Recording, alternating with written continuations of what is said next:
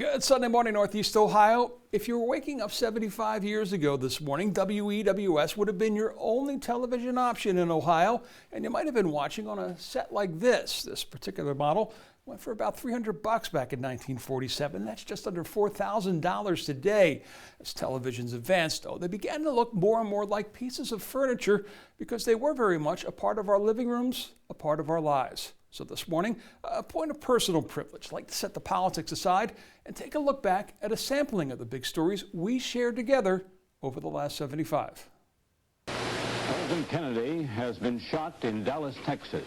Television is where we turned as a family, as a nation, for 4 days straight in November of 1963 to mourn the passing of a president. It is an event that would mark the beginning of a decade of great change we would see play out across the country and here at home. News 5 cameras were in Cleveland's Huff neighborhood in July of 1966 as racial tensions led to fires, vandalism, and looting. A year later, are the people of Cleveland willing to vote for a candidate? Cleveland would elect Carl Stokes as the first black mayor of a major American city. A year after that, his brother Lewis will become Ohio's first black member of Congress. And together, the brothers Stokes would take action when the Cuyahoga River caught fire for the final time in the summer of 1969. They took their fight to Washington, resulting in the passing of the Clean Water Act and the creation of the EPA. The nation's big stories would often play out in our backyard. Such was the case on May 4th, 1970, when the shooting and killing of 4 students at Kent State University by Ohio National Guard troops would not only shock the nation, but begin to turn the tide of American sentiments against the war in Vietnam. That's the Berlin Wall. With the advancement of electronic news gathering technology, we would soon travel to wherever the big story was happening to bring it home to you. And you're looking directly into East Berlin, where the Brandenburg Gate Plaza is. From Germany to the tearing down of the Berlin Wall in 1989 that led to the eventual fall of the Soviet Union, to Israel for the trial of retired Seven Hills auto worker John Demjanjuk, accused of being infamous Nazi prison guard Ivan the Terrible. Good evening from Jerusalem. I'm Ted Henry with news of the mounting case against John Demjanjuk. There always seemed to be a local angle to the big national stories. Challenger, go with throttle up. As the country as a whole watched in stunned silence in January of 1986 at the explosion of the Space Shuttle Challenger, it was a loss felt locally, as one of the astronauts on board was one of our own, Akron's Judith Resnick. It was a tragedy that would play out live in real time on News 5 just before noon on that Tuesday, a small hint of what we would experience 15 years later on a Tuesday morning in September of 2001, the tragic set of events that would become forever synonymous with the date, 9/11.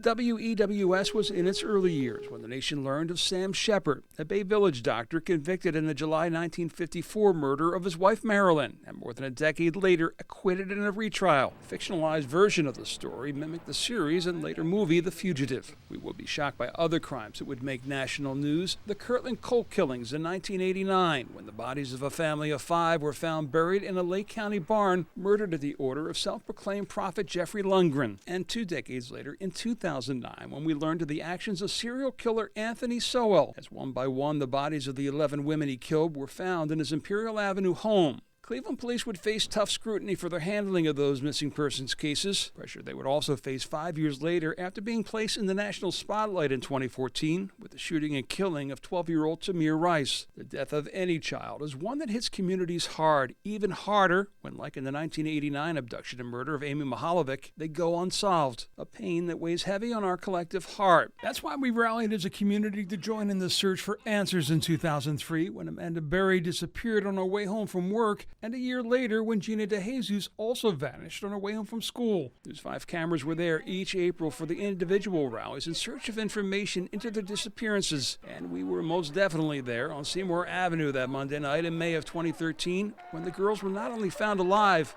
but alive together. What was the reaction on the girls' faces? I can't imagine to see the sunlight, to be around people. I knew something was wrong when a little pretty white girl ran into a black man's arms. Something is wrong here. Dead giveaway. That's a clip that would go viral, as with these moments in Cleveland had they occurred in an age of social media. Mayor Ralph Perk in 1972 cutting a ceremonial metal bar with a blowtorch and accidentally catching his own hair on fire. Speaking of catching, there was former Cavs owner Ted Steppian's softball drop from a top terminal tower in 1980 to a catcher below. Successful on the 4th try, yes, but the first 3 balls thrown hit a car, one spectator in the shoulder, and another in her wrist, shattering it. The tower also playing a supporting role in the 1986 balloon Balloon Fest fiasco. That saw the release of 1.5 million balloons without thought of the consequences. In a light rain, many of the balloons fell, still inflated, causing accidents on the road, forcing Burke Lakefront Airport to be shut down, along with all kinds of environmental consequences and other issues leading to lawsuits. One of the biggest stories of the last 20 years is one that almost all of you never saw on TV as it was happening. The Great Blackout of August of 2003, when for one night we were without our electronics, without our TVs, our air conditioners, simply hanging out with and checking in on our neighbors. It, like the Great Blizzard of '78 and every major snowstorm we've experienced over 75 years, was a reminder of our resilience, yes, but